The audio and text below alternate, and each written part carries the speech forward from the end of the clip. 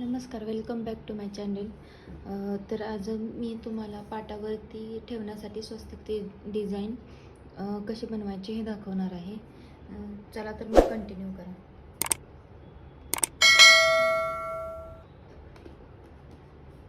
पहिले आपण बॉर्डर तयार करून घेऊयात.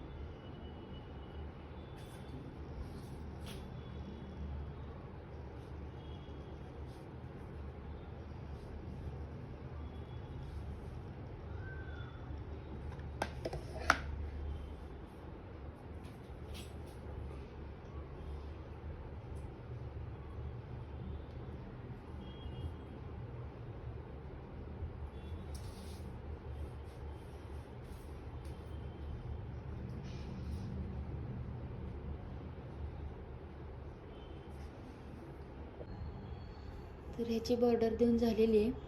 आता आतून फिलअप करून घेते मी. तर अशा पद्धतीने माझं स्वस्तिक आतून फिलअप करून झालेलं आहे.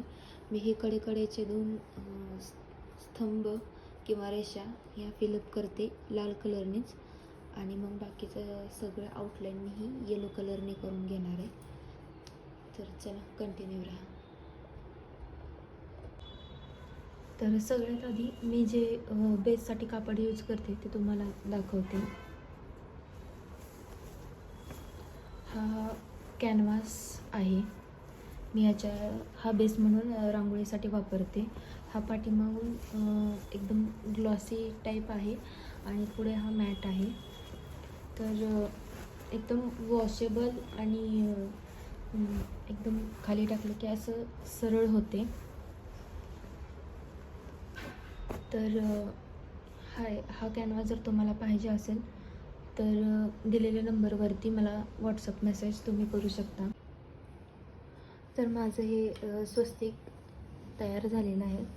बघू शकता किती सुंदर दिसते हे. तुम्ही हे तुमच्या पाटावरती किंवा गणपतीच्या पाठीमागे डेकोरेशन म्हणून हे ठेवू शकता.